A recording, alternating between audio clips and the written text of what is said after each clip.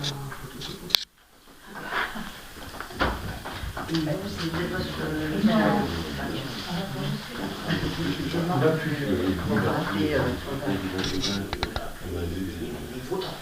les connais pas. Je les prévenir. Tu les préviens? Tu mets ça où la salle? 18h15, AG, puis un petit mot de l'amitié, puisque c'est des... On y va. Bien, il est 19h15, bonjour à toutes et à tous. Je suis désolé de la météo, mais on n'y peut rien. Donc, vérification du quorum. Donc, nous sommes 8 sur... Le quorum est à 6, donc le quorum est atteint. Vincent Carré a donné pouvoir à Frédéric Carré et Oriane Jardin a donné pouvoir à Roselyne Coupy. Il nous faut un secrétaire de séance ou une secrétaire de séance. Donc c'est Anaïg. J'ai rien pour nous. On va te donner un crayon, il n'y a pas de souci. Donc Anaïg est secrétaire. Vous avez reçu, lorsque la convocation vous a été envoyée le 9 février, vous avez reçu le procès-verbal de notre dernier conseil du 21 décembre. Avez-vous des remarques sur ce procès-verbal? Non. Donc il est adopté à l'unanimité. Merci. Donc on va passer à la première question, c'est l'aménagement. Donc une délibération qui... Alors c'est la première délibération, l'année dernière on en a fait 65, je crois, mais plus, non? Donc c'est notre première délibération de l'année, c'est l'aménagement d'un parking sur l'emprise occupée par l'EHPAD de Tamaris. Donc c'est une modification de l'assiette foncière du bail emphytéotique avec la société anonyme HLM Le Foyer. Donc dans le cadre des travaux sur le boulevard de Rougeret, le conseil municipal a décidé d'aménager un parking avec 8 places de stationnement, dont une place pour les personnes en mobilité réduite. Cet aménagement est prévu sur une partie de l'emprise du terrain occupé par l'EHPAD de Tamaris. L'EHPAD est géré donc par la SA HLM des foyers, qui est l'organisme locataire des lieux et qui est lié à la commune par un bail emphytéotique d'une durée de 55 ans depuis le 10 février 1994. Pour une assiette foncière donc d'une contenance de 3958 m². La création du parking entraîne donc la modification de l'assiette foncière d'origine évidemment. Ce qui fait qu'il nous faut modifier donc, cette assiette foncière puisque le parking va amputer cette assiette de 3958 de 431 m². Donc pour ces raisons, il est nécessaire de modifier le bail emphytéotique qui est rédigé sous la forme d'un acte notarié entre les deux parties. Donc je vous propose d'établir un acte notarié, enfin pour moi, mais demander au notaire, de modifiant l'assiette foncière du bail emphytéotique qui sera publié au service de la publicité foncière. Avez-vous des questions sur ce... Moi, je suppose qu'il peut le faire très rapidement, parce que les travaux sont quand même... Oui, non mais c'est déjà... oui. Alors, on a déjà fait le bornage, hein, le bornage a été fait, tout a été... Je dirais, bon, c'est une régularisation. Bon, les gens, évidemment, la société anonyme des foyers HLM, là, ils sont nés en relation depuis le début de ce projet-là avec eux. Donc, tout le monde qui est pour qu'on fasse donc, à l'unanimité, c'est voté. Merci. Deuxième question. Les finances publiques. Signature de l'avenant numéro 1 de la convention de partenariat pour le projet de construction du centre d'incendie et de secours Les Ébiens de Boissé-sur-Mer. On a déjà délibéré sur ce sujet-là, refusant donc de signer l'avenant à la convention qui nous lie avec Boissé-sur-Mer, datée du 25 mars dernier. Alors, je rappelle quand même, cette convention prévoyait dans son article 4 paiements. 25% à la date de notification des marchés et des travaux, 25% à la date à la mise hors d'eau du bâtiment, 25% à la date d'établissement des décomptes généraux, et puis le solde du montant définitif de l'opération constatée à la date d'expiration de la garantie de parfait achèvement. Et c'est là qu'ils se sont aperçus qu'il y a eu des plus. Alors, les plus sont les suivants. Au départ, on était parti, donc le SDIS prend 30% à sa charge, La commune de Bossé 70%, et dans cette convention, la commune de Saint-Jacques en prend 17, quelque chose. Je pense à complètement oublié. Donc, le reste à... Alors, la commune de Bossé, je vais vous lire, c'est plus simple.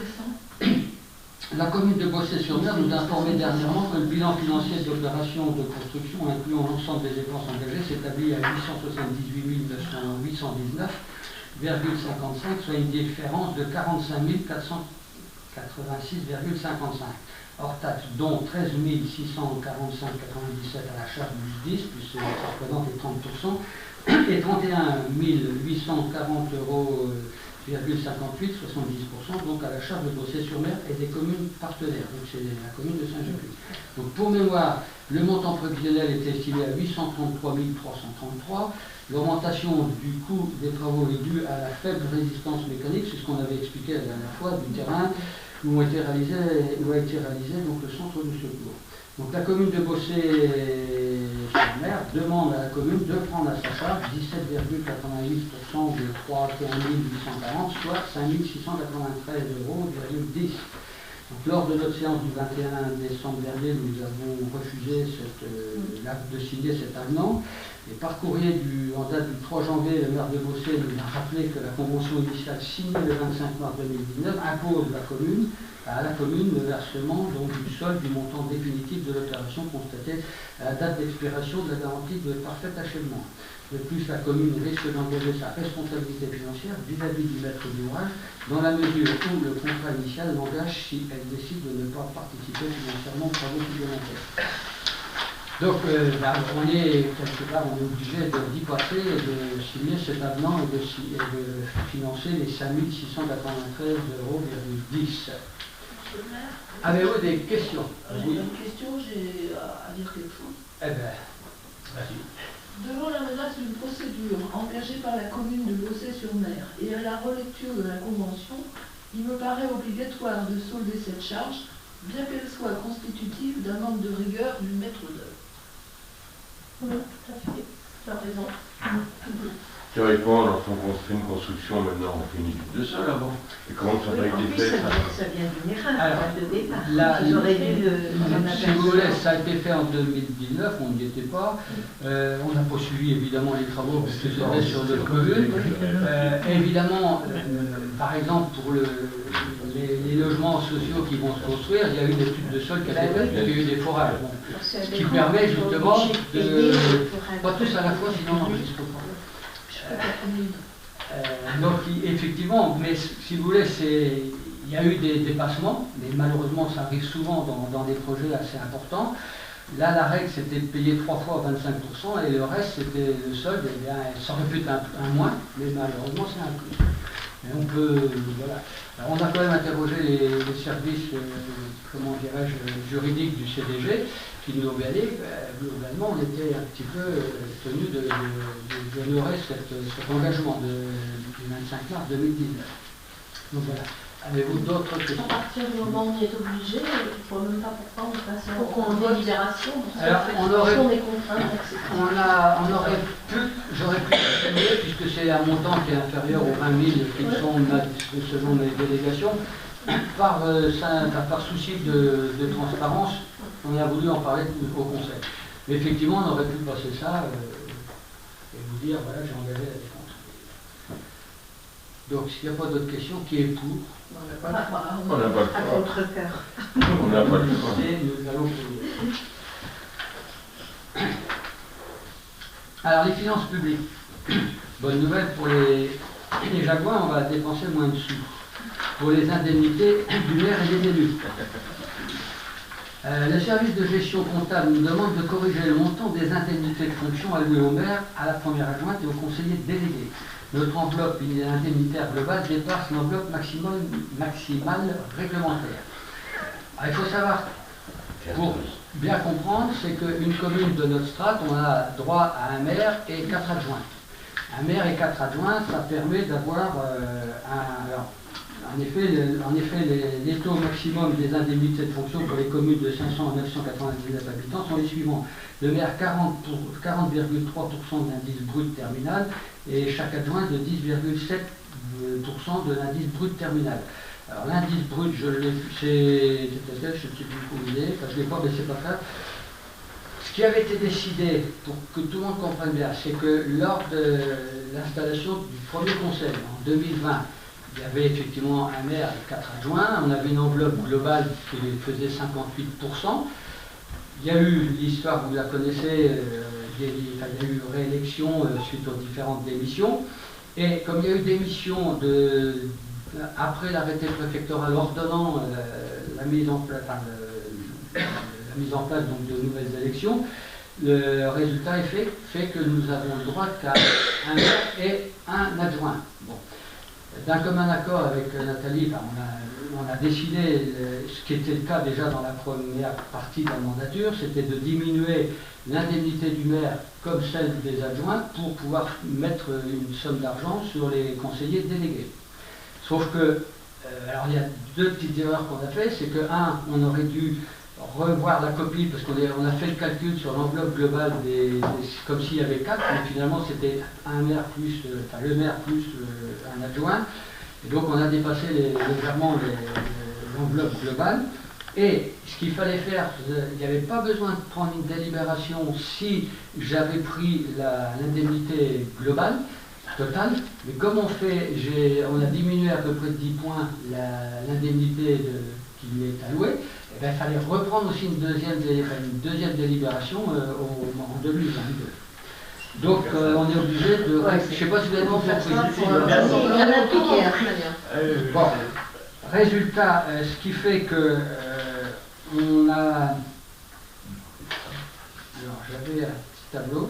On va passer l'indemnité qui était de 30 000 € à peu près, tout confondu, 30 000 €. Je l'ai peut-être sur mon papier. 30 712,56 €. C'est ça que je cherche. On passe de 30 712 €, on va passer à 24 900.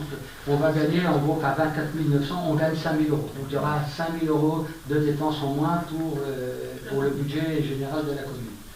Et du coup, tout le monde on reste toujours avec une indemnité pour le maire, pour la première adjointe et les conseillers délégués. On va tous diminuer un petit peu notre indemnité début. Alors juste pour info, avant les montants qu'on vote, ils étaient combien? 1300 à peu près pour toi? Alors, 170 pour nous. 167. Alors avant on était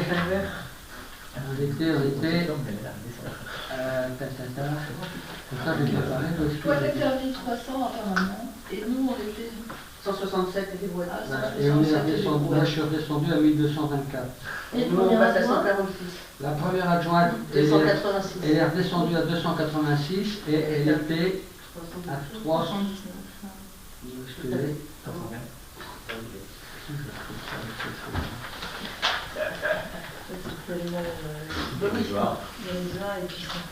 Oui, parce qu'on dépense en essence pour aller... Globalement, pour info, monsieur le maire ou toi Nathalie, pour le central des délits, vous passez combien d'heures par semaine? J'ai fait le calcul, je me suis amusé à le faire. Pour la commune, je suppose que vous emmenez des devoirs de vacances. Je passe à peu près 7 heures par jour à la mairie, plus un peu de travail à la maison, y compris le week-end. J'ai fait le calcul, ça me fait à peu près 6 € de l'heure. C'est variable en fait. Mais moi j'ai à peu près 2 jours par semaine complet pour l'année. Avant la saison, mais là en ce moment, c'est bien que les gens sachent aussi comment c'est consacré au travail de vie. On fait pas pour l'argent, heureusement. j'ai un peu en voiture tout le temps. Ah oui, oui. Il faut se déplacer. là, effectivement. Enfin, c'est comme ça, il faut faire. On peut voter. Donc c'est une obligation, on a déjà régularisé puisque c'est les services fiscaux qui nous ont demandé. Vous pouvez revenir à... Alors, je vais relire quand même, oui, parce que... La plateforme c'est ça. Voilà. Je vais vous relire. Donc, afin de régulariser la situation, monsieur le maire propose donc de fixer les indemnités de la façon suivante. Donc, le maire, c'est 29,78 de l'indice brut terminal, au lieu des 40,3% qu'on pouvait s'allouer. La première adjointe, elle passe à 6,98 au lieu des 10,7 et les conseillers délégués 3,56 chacun d'entre eux. Ce qui fait un montant brut pour le maire de 1224,11 brut, hein, je dis bien. La première adjointe 286,91 et les conseillers délégués 146,33. Voilà. Donc ça, ensuite, donc monsieur le maire propose donc, de signer l'avenant numéro 1 de la convention de partenariat. Non, ça c'est les règles du mélange de pinceaux. C'est que j'ai mis. On l'a pas, là. Il manque une page. Ah si.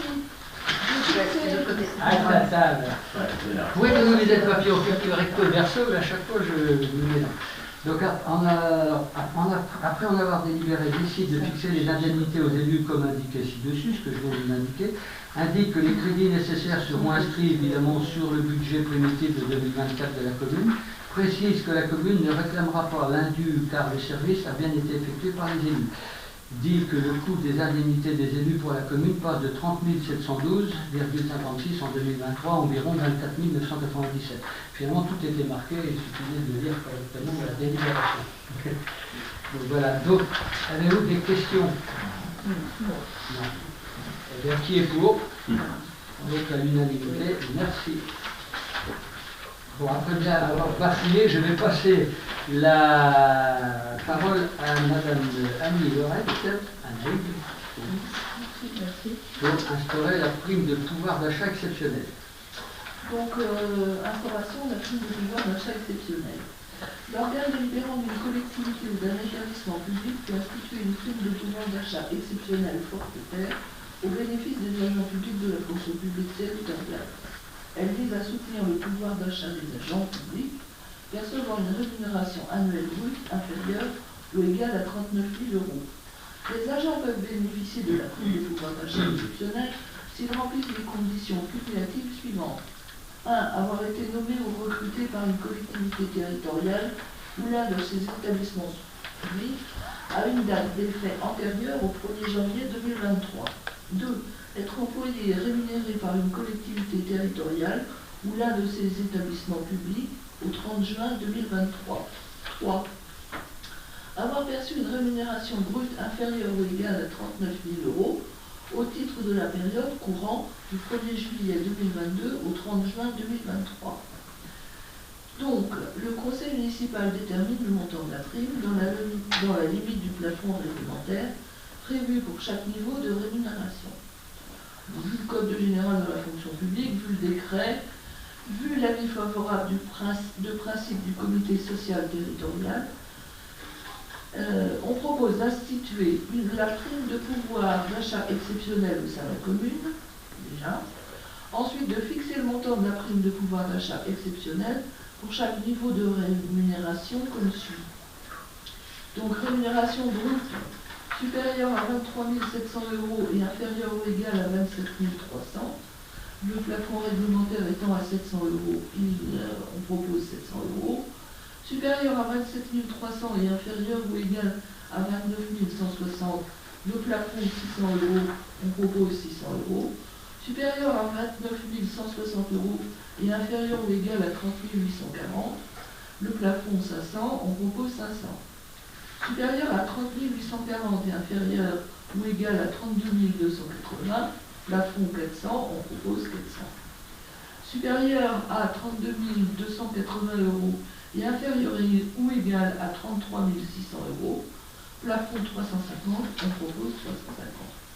Supérieur à 36 600 € et inférieur ou égal à 33 600 €, merci. Et inférieur ou égal à 39 000 €, plafond 300, on propose 300.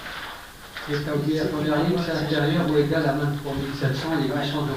Je propose 800 €. Donc on propose de verser la prime de pouvoir d'achat exceptionnelle en une fois en février 2024. Chaque bénéficiaire se se verra attribuer la prime par voie d'arrêté. Avez-vous des questions sur cette prime dite Macron? Ça nous fait un petit budget prime de combien? 10 000 quelque chose, je crois. J'ai pas le chiffre exact, mais en tête, un petit peu. Oui, moins de 11 000 de toute façon, entre 10 et 8. On a du charge salariale, ah oui, tu n'as pas généré ça.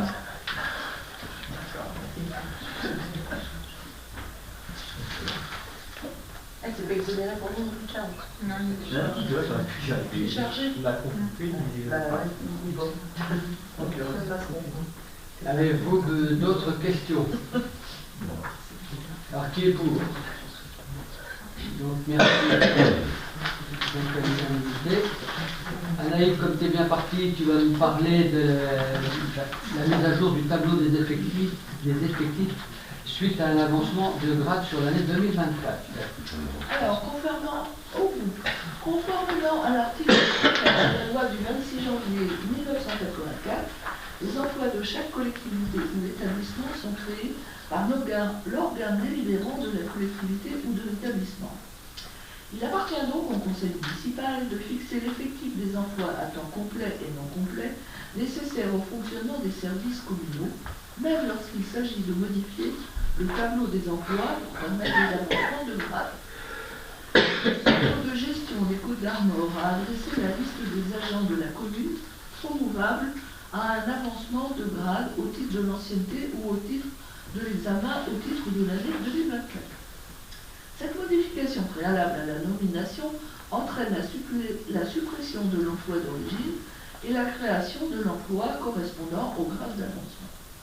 Donc, vu le tableau des effectifs, vu l'arrêté du maire définissant les lignes directrices de gestion, vu le tableau des avancements de grade 2024, adressé par le centre de gestion des Côtes d'Armor, je propose au conseil municipal la suppression et la création des emplois suivants à compter du 1er mars 2024.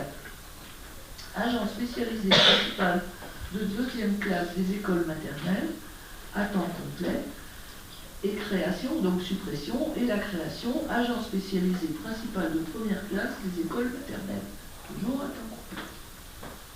Avez-vous des questions sur ce sujet? Donc, qui est pour? Ok, merci.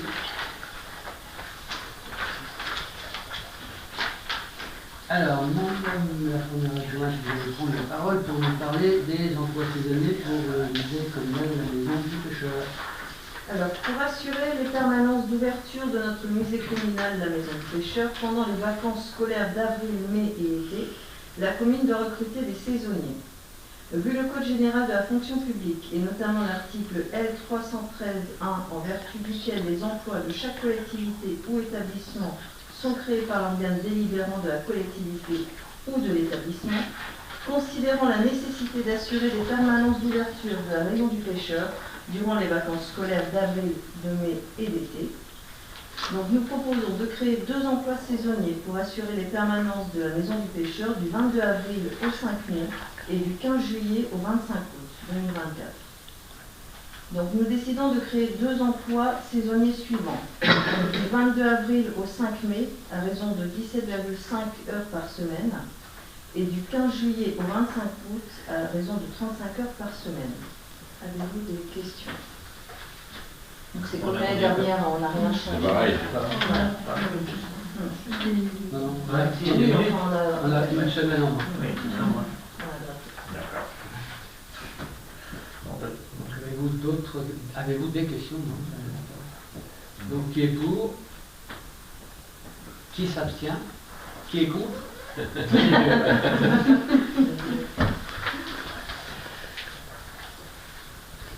Donc, je reprends la parole. Non, c'est moi d'abord. Non, c'est Greg. Non, c'est Greg, c'est la 8e. Moi, je suis la 7e. Oui, c'est les recto verso. Donc, c'est la même chose. Création d'emplois saisonniers pour la surveillance de la plage du Rougerets. Donc même principe, pour assurer la qualité de service public de surveillance des baignades sur la plage du Rougeret, la commune recrute chaque année avec l'aide de l'association des secouristes de la Côte d'Émeraude, qui est basée donc à Dinard, c'est ça? Enfin, de la zone industrielle, là, je ne sais jamais si c'est plus. D'accord, bon, c'est pas grave. Donc, Munich ou. l'objectif, c'est d'embaucher 4 sauveteurs qualifiés pour former donc, pour la période de juillet-août. Donc, vu le Code général de la fonction publique et notamment l'article L313-1, en vertu duquel les emplois de chaque collectivité ou établissement sont créés par l'organe délibérant de la collectivité ou de l'établissement, considérant l'obligation de la commune à assurer sa mission de service public de surveillance des baignades aménagées à la plage du Rougeret, donc nous proposons de créer 4 emplois saisonniers pour assurer sa mission de service public de surveillance des baignades sur la plage du Rougeret.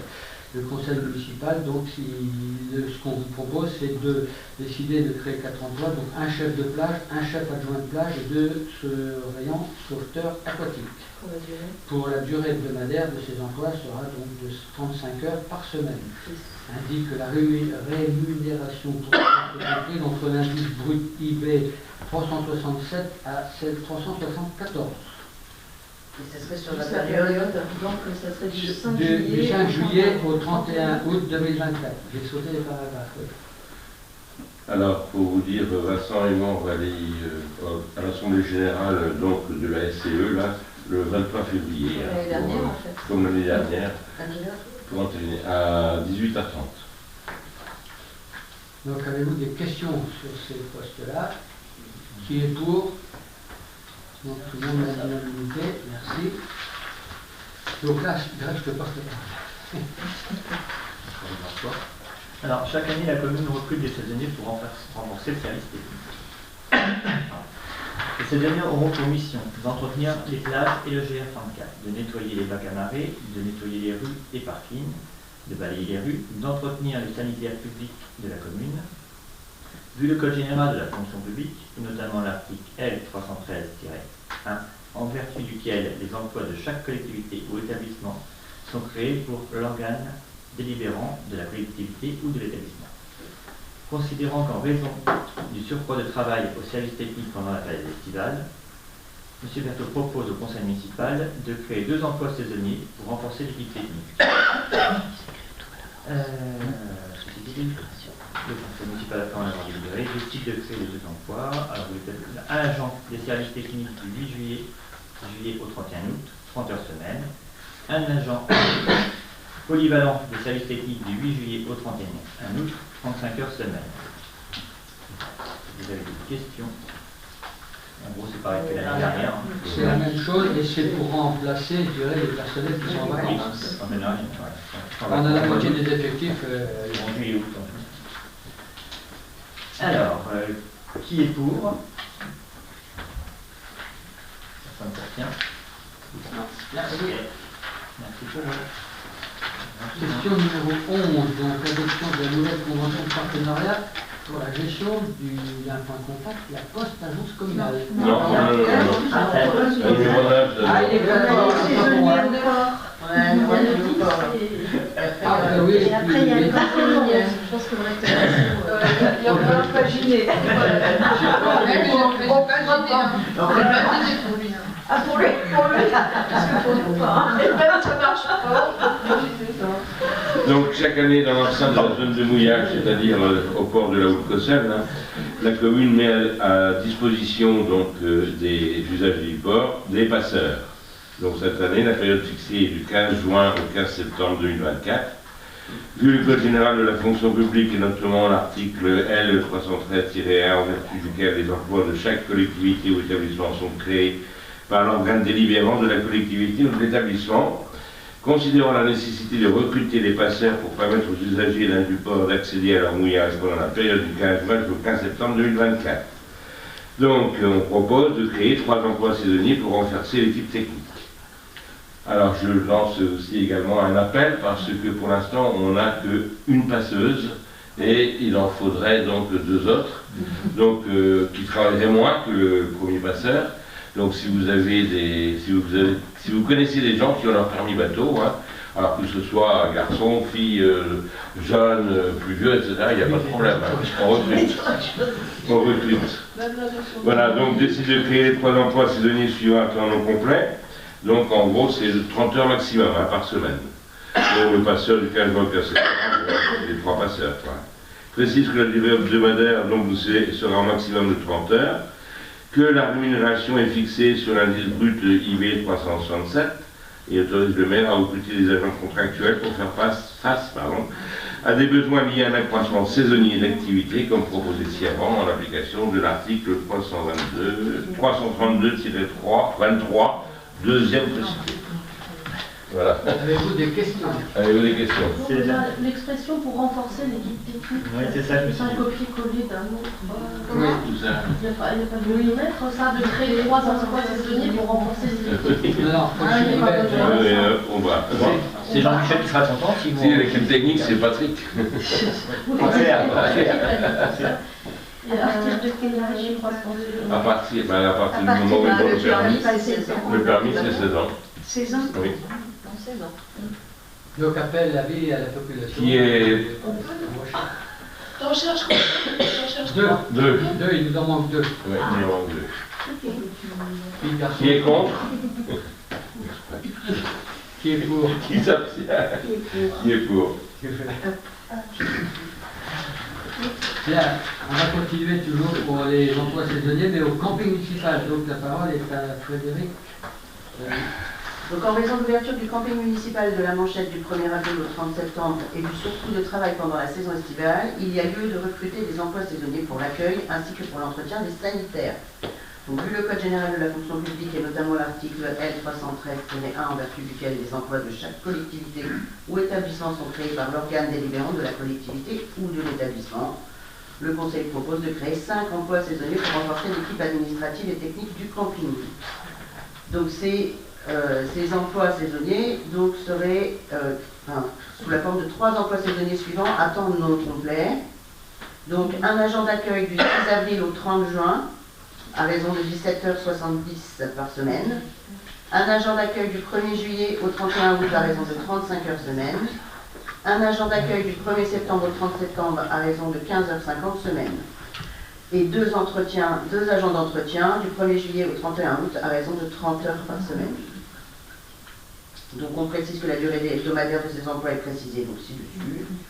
On décide que la rémunération est fixée à l'indice brut de IB 367. Et donc, est-ce que vous autorisez que soit lancer ce recrutement? C'est pareil que l'année dernière. C'est la même chose. En fait, il y a 3 fois agent d'accueil, mais en fait, c'est une personne qui viendrait, comme d'habitude, du 6 avril. Mais comme c'est différent chaque fois, parce que d'avril à juin, ça serait que les week-ends et les jours fériés, et les vacances, et après, juillet, août, par contre, là, ça serait voilà. Et du 1er septembre au 30 septembre, ça serait que les week-ends. D'accord. C'est pour ça qu'il y a détaillé en 3 parties. Que les week-ends et les jours fériés. Ouais, le premier, c'est que les week-ends et les jours fériés. Le deuxième, c'est la saison. Oui. Parce que là, c'est en plein dans la saison. Et le troisième, c'est que les week-ends. Parce que là, il n'y a pas de jours fériés aussi. C'est pour ça que c'est un peu moins que d'un seul. Voilà. Avez-vous d'autres besoins d'éclaircissement? Qui est pour? Ok. Donc cette fois-ci, c'est bien notre Anaïs de nous parler de l'agence postale communale. C'est un long fleuve cette histoire. J'ai pas dit la face, pas comme le film.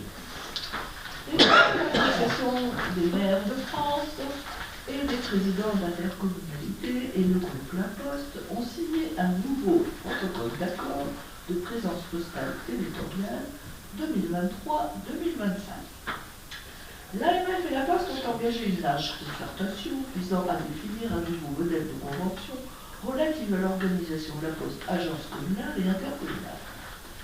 Par délibération numéro du 20 décembre 2022, le conseil municipal avait adopté la convention d'un point de contact La Poste agence communale conformément au protocole signé de 2020-2022. Et nous avons rencontré dernièrement le responsable de l'évolution du maillage territorial du secteur qui nous a incité à adopter, la nouvelle convention pour les raisons suivantes. Un niveau de service qui répond aux attentes des habitants avec la création d'un dispositif de dialogue structuré, une accessibilité horaire minimum. Les agences postales communales et intercommunales s'engagent à proposer au public un service postal au minimum de 12 heures par semaine. Une durée de convention plus souple, la convention est librement fixée entre 1 et 9 ans. Elle n'est plus tacitement renouvelable. Une offre de services élargie pour répondre aux besoins du public en proposant des services complémentaires à ceux de l'aménagement du territoire. Offre la poste mobile, tablette ardoise pour seniors, dispositif veillé sur les parents, etc. Une rémunération valorisant l'activité. Les agences postales communales éligibles au fonds de péréquation bénéficient d'une indemnité forfaitaire garantie, qui s'appelle IMG. Si l'activité générale engendre un montant supérieur à l'IMG, la commune perçoit une rémunération plus élevée. Elle propose une formation à distance plus accessible, une relation de partenariat plus fluide. Donc je propose au conseil municipal, avec enthousiasme, d'adapter la nouvelle convention de partenariat pour la gestion d'un point de contact La Poste Agence communale qui annule et remplace la convention précédente. Avez-vous des questions? Non, c'est une remarque, c'est la même chose. Mais bon, ils sont gentils, la Poste, ils ont un tas de recommandations, il y a un tas de charabia, et eux, derrière ça, ils s'en lavent les mains. Et puis, quand ça bug, ils changent de personne, ça change jamais, On est à la troisième personne de référence, je dirais, qui, depuis M. Duby, il y a une dame, et puis là, c'est à nouveau un monsieur. Alors, pour la formation, quand même, auprès du public, c'est qu'on a fait le recrutement d'une personne pour remplacer la première personne qui avait été recrutée, qui malheureusement n'avait pas fait l'affaire. Donc cette personne est recrutée et donc elle va prendre son service, on ne sait pas encore des mots, mais c'est pas encore trouvé, mais ça reste à confirmer pour la fin mars vraisemblablement. Oui, et même le recrutement, on attend qu'il soit vraiment confirmé. Moi je reste toujours très prudente. Toutes nos aventures restent. Mais c'est compliqué. On espère pouvoir. Elle bénéficie de la même formation. Elle va bénéficier de la même formation. Effectivement, la personne que j'ai encore vue cet après-midi de la Poste, la programmation de la formation de la personne qu'on a recrutée est quasiment programmée. Donc, alors on peut espérer, hein, on va espérer aussi, alors sans rentrer dans les détails, on a eu énormément de soucis avec l'Internet, ça n'a pas été simple, notamment pour la première personne que l'on avait embauchée, parce que l'Internet ne fonctionnait pas et tous les services maintenant sont plus ou moins déconcentrés, décentralisés ou dématérialisés, c'est plutôt ça le mot, et que si on n'a plus Internet, ça ne fonctionne pas bien, donc tout ça, ça n'a pas été simple. Là, je dirais que les choses sont à peu près carrées. Normalement, on devrait avoir une agence postale pour la saison, ça devrait fonctionner. On peut espérer.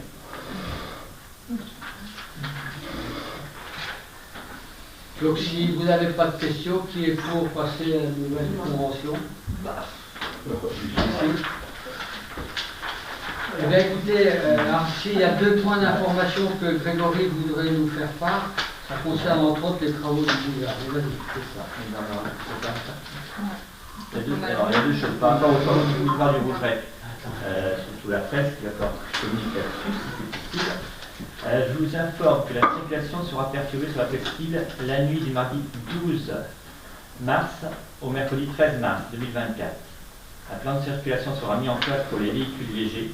Pour les poids lourds de plus de 10 tonnes, la circulation sera interdite sur la partie nord de la commune à partir de la maison SNCF de 21h à 6h du matin. Cette nuit-là, ils vont faire le bitume sur le carrefour de la Manchette. Attaquer un petit peu à la hauteur de la SNCF un petit peu, mais on pourra toujours passer à la SNCF. Mais vu que le carrefour de la Manchette est un peu stratégique pour les poids lourds, la circulation sera interdite aux poids lourds de 21h30 à 6h du matin. Par contre, la nuit suivante, c'est-à-dire du mercredi 13 mars au jeudi 14 mars 2024, la circulation sera interdite à tout véhicule dans la presqu'île. À partir de l'intersection du boulevard des Dunes, rue de Dinan, grande rue boulevard du Rougeret. En gros, devant la maison SNCF, ils vont faire le bitume. Et ils sont obligés de faire tout d'un coup. Donc c'est pareil, là ça sera, on ne pourra plus rentrer dans la presqu'île. Il va faire plaisir à certains, je pense. Mais à partir de 21h30 jusqu'à 6h du matin. Ils vont réussir à faire ça normalement dans la nuit. Bien sûr, il y a une solution pour les secours en cas de problème. Il ne faut pas s'inquiéter. Mais il faudra bien informer tout le monde que cette nuit-là, aucun véhicule ne pourra passer puisque le bitume va être fait, ils ne pourront pas rouler dessus à ce moment-là. Il y aura plus de vacances. Voilà. On va faire ça. Les commerçants ont déjà été informés. Voilà. Ça sera. Ça sera la fin. Ouais. Donc voilà, c'est prévu à cette date-là. Et en espérant que la météo soit conciliante, parce que s'il neige à geler, surtout, ça pourrait. Mais là, on informera la population à ce moment-là. Ça pourrait être décalé. Ça pourrait être décalé. Mais pour le moment, c'est programmé ces deux nuits-là.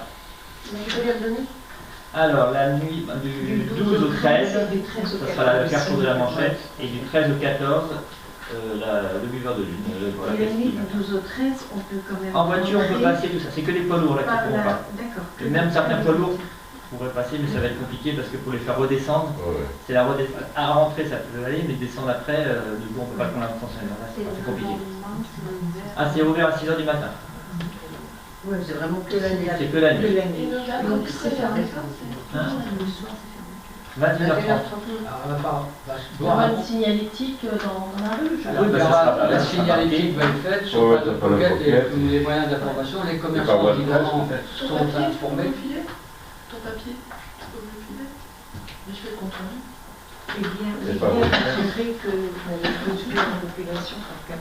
La première nuit, là, Qu'est-ce qu'on fasse mon papier là? Que ça soit une ambulance, il n'y a pas de souci, que ça soit. Que ça soit à la grande échelle ou autre, elle passera. Voilà, on a vu ça avec les entreprises, tout est fait bien sûr pour ça. Maintenant, si quelqu'un veut rentrer chez lui à 22h, 23h, il sera obligé de se garer à l'extérieur et rentrer à pied s'il habite loin ou la verge pour sortir. C'est juste ça qu'il faudra vraiment prendre ses précautions. Autre chose, je voudrais vous parler, on en a parlé un petit peu, quelquefois ça arrive souvent sur le tapis, par rapport à la vitesse dans la commune. Voilà, j'ai fait le tour de la commune plusieurs fois, vous la connaissez quand même, mais la signalétique pose problème à plein d'endroits. On a des rappels de 30 km/h, on a 50 à des endroits, voilà. Je voudrais que vous donniez votre avis sur les propositions que je vais vous faire là, pour pouvoir travailler dessus par la suite, vraiment. Est-ce que tu peux mettre la première? Voilà, actuellement, alors ce qui est en jaune, on va dire, c'est la zone 20 km/h, qui est actuelle, ça c'est actuel. Voilà, ce qui est en rouge, c'est ce qui est à 30 km/h. Voilà, tout boulevard. Et quand je dis à 30, ça dépend par où on arrive, parce qu'on n'a pas tous les panneaux. Voilà, donc actuellement c'est ça, il y a quelques détails qui sont à 30, voilà. Donc ça c'est la rue de la Manchette, hein, Qui est en zone 20, mix. la grande rue à partir de la coiffeuse, la rue de la Noé, la rue du Terre, la rue... Voilà. Alors, est-ce que tu peux mettre la suivante? Moi, ce que je vous propose, il y a plusieurs propositions, mais on va commencer par celle-là, c'est de mettre la zone 20, d'agrandir la zone 20 km/h, c'est-à-dire vélo, piéton, comme dans le bourg, donc zone de rencontre, ça s'appelle ça. Alors, déjà pour le chef de ligne, parce que je trouve que c'est un endroit qu'il y a beaucoup de monde, je vais commencer à partir du parking du Rouget, parce que la route pour aller au chef de ligne est très sinueuse et dangereuse. Donc, et voilà. Il n'y a pas de trottoir. Il n'y a pas de trottoir. On va faire quelque chose pour protéger les piétons là, c'est prévu. On a juste un problème avec un propriétaire. Et pour compléter, c'est aussi le passage du GR34 ici. Oui, en plus, voilà. Donc il y a cette zone-là, et j'ai agrandi la zone du centre-ville. Est-ce que tu peux passer à la suivante? Vous allez voir la différence. Ce qui sera en rose, ça sera ce que j'ai rajouté, si je ne me trompe pas. Voilà. En gros, ce qu'on avait en jaune, et ce qui est nouveau en rose. Tu montes jusqu'à la rue du Alors, Châtelet. voilà, je fais en gros, si vous voulez, de l'abbaye jusqu'à l'entrée du bourg. Oui. Tout le côté, je dis pas de bêtises, ouest, à partir du boulevard, serait en zone 20 km/h. Aussi bien pour Léa que pour l'abbaye, plutôt du cimetière, la Banche. Et vous voyez, il y avait une ou deux petites routes qui n'étaient pas en zone 20, notamment la rue de la Poste, qui n'était pas en zone 20 par rapport à ça, elle était encore pendant 50, je crois même. Voilà, donc là ce que je vous proposais pour passer toute cette partie-là en zone 20 km/h. Qu'est-ce que vous en Je pense pensez? que la rue du Moulin, c'est un peu sévère. Une zone 20 à cet endroit-là. Oui, on pourrait limiter. La rue du presbytère. Après, c'est pas aussi, c'est pour simplifier la signalétique pour les gens. non, Parce que si on met une commune par là, tu vois, ça, on ne sait plus après où est-ce qu'on en est. En fait, le cœur serait Il n'y a pas de trottoir. Il n'y a pas de trottoir, les gens descendent vite.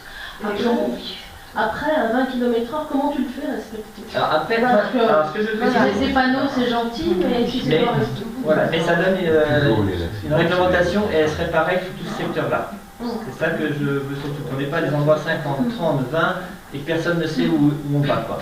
Alors, voilà, c'est pour ça que, à un moment donné, après on peut rester à la zone qu'on avait si vous voulez, mais j'estime Pourquoi que de ce côté-là, C'est une question C'est pas tant de parce que 20, c'est une zone de rencontre. Et Donc, 30, c'est pas? non, Ah, d'accord. les réglementations sont différentes. Ok. Et Piétons, cyclistes. bah voilà, les priorités c'est ça. Parce que 20 à l'heure, un vélo, il va plus vite que 20 à l'heure. Oui. Je suis d'accord, mais c'est la réglementation. Ok. Donc voilà, est-ce que... Non, j'ai pas Vous ça. avez une question à ça? Châtelet, tu la mets sur une partie et tu Non, la pas mets Châtelet. Bah oui, parce qu'on est dans le centre, je la mets pas côté port. tu peux la mettre J'aime pas le centre, tu vois, pas Châtelet, parce qu'il y a la poste qui est là, les gens circulent par là, il y a les commerces, la mairie, et, elle y est déjà, hein. Elle y est déjà actuellement. Oui, oui, oui. Elle y est déjà. En 20? En vain, elle y est déjà. Oui. Ah oui, le panneau est en là-bas. Ah oui, oui. Tu vois, donc, tu vois, c'est ça que je veux dire, c'est que c'est un peu trop compliqué pour savoir tout. C'est pareil, il Est-ce n'y a pas de trottoir que du tu pourrais Châtelet. pas nous envoyer, pas tous à la fois.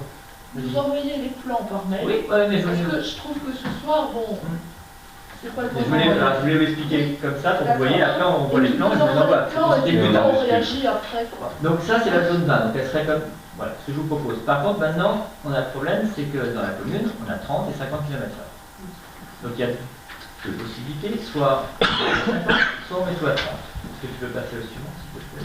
S'il te plaît. Désolé, j'ai pas la tête. Donc tu vois, admettons qu'on accepte la zone 20 km/h comme elle est, donc elle reste en jaune, et donc on pourrait mettre soit toute la commune comme ça à 30 km/h, donc là ce que ça représente en termes de voirie, soit il y a une autre possibilité, c'est qu'on garde il y a le boulevard des Lunes qui est en France actuellement hors presqu'île, ou une autre possibilité, on met que la presqu'île à 30 km/h. Et le reste, parce que, alors, je vous explique pourquoi, parce que quand on arrive de Saint-Carp, on a une grande distance.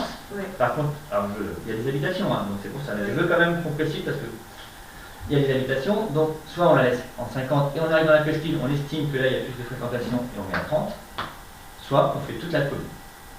C'est soit la presqu'île ou toute la commune. Mais oui, j'essaie toutes les possibilités, voilà. Moi, je trouve que 30 partout, c'est excessif. Bah, à l'entrée du village, tu te vois arriver en haut de Bosset, toi, te mettre à 30. Alors on peut bosser Moi, dans je C'est pour pour ça moi, que personne ne c'est- respectera ça. hein. C'est la décision. Ne parlez pas du respect, donc c'est chacun, voilà, mais quand c'est à 50, en général, ça roule un peu plus, mais ça va être du 60, 70. Quand c'est à 30, on va en risquer à 50. En sachant qu'arriver à 30, si on est à 70, si on est contrôlé, on est sur son permis. Donc le risque, il est plus important. Voilà. Mais après, je sais que le respect, ben voilà, mais il faut. Et c'est aussi pour simplifier. Et c'est Alors, aussi moi- pour simplifier. Moi, je peux vous dire que l'entrée de la rue de Dinan, parce que je la fréquente tous les jours, le nombre de voitures qui passent à 50 au niveau de la croisement de la rue des Bourneux, 1/10 des voitures. Hein. Les gens ne ralentissent absolument Ce pas. qui les fait ralentir, c'est le Dodan qui est après. Ah oui, mais non, bien après. Bah oui, bien mais- avant, bien avant, oui. Une fois, je suis passé devant le chemin de Carpentan, il y a un passage poussé là. Oui. Il y avait une voiture qui arrivait, une dame de Saint-Lacus. Je suis passé, donc elle a ralenti, bah, je peux vous dire qu'elle faisait la gueule. Hein. Donc, en gros, voilà ce que je vous propose. Je vais vous envoyer ça, mais là, je vais vous inscrire un peu pour vous envoyer des plans comme ça. Alors, moi j'avais juste une chose, c'est que je me disais que si toute la commune était à 30, ça faisait un panneau à l'entrée, sauf, alors, commune à 30, sauf exception. Non, alors, dans la réglementation, on peut marquer si, on peut marquer commune à 30 km/h. Oui. Et quand il y a d'autres panneaux qui sont à 20, on doit respecter cette réglementation. Par contre, l'idée c'est de mettre voilà, des panneaux à l'entrée pour dire 30 ou voilà. Et après, mettre quelques panneaux de rappel, pour quand même rappeler aux gens qu'on y est un peu, parce qu'il faut, et surtout qu'on en a en plus. On met des panneaux de rappel. Pour la zone 20, bah, on a déjà des panneaux, mais on remet quelques panneaux pour. Voilà, Attention à pas trop fleurir de panneaux. Ah ben justement, non, mais on va supprimer, je veux dire dans le boulevard de Rougerette, tu mets un panneau de rappel, un dans le bourg, à 20, voilà, c'est ce genre de choses qu'il va falloir faire. Mais On va surtout supprimer des panneaux. Ah, puis on s'est aperçu, par exemple, boulevard de Rougeret, il y a une réglementation à 50, mais il y a des panneaux, enfin les panneaux ne correspondent pas toujours. Non, pas C'est toujours. 50 pour Rougeret. Non, c'est 30, Pardon. il y a encore des panneaux. Il y a encore des Ah, panneaux ils sont 50 pas. ouais. Bon. C'est trop. Voilà, je voudrais s'appuyer sur ça. Voilà. Donc je vous envoie ces petits plans et on en discutera. L'intérêt, c'est, si vous allez à Erquy, effectivement, à l'entrée d'Erquy, c'est marqué, la commune, c'est... Et ça simplifie, parce que quand vous avez des différences de vitesse, c'est compliqué. Donc voilà, c'est tout ce que j'avais à dire. Merci. Bien. Écoutez, s'il n'y a pas d'autres questions diverses, je clôt le conseil municipal. Non, les décisions prises en fait des délégations. Non, on Ah, il y en a pas. n'a pas eu le temps de faire. Ah, oui, d'accord. Non. On les a partis avant. On les a poursuivis. En gros, c'est la personne qui doit les faire. On a pas eu le temps. Donc le point numéro 13. De Côte-Cyprien. Oui, on les aura plus Ah tard. ouais, on les aura plus tard. Rappelez-vous les derniers conseils qu'on avait fait un peu précipités, on avait fait un Je me suis essayé, il n'a rien dépensé, c'est Non, pas non, on a dépensé quand même, malheureusement. Le conseil est clos, c'est ce que j'ai dit déjà.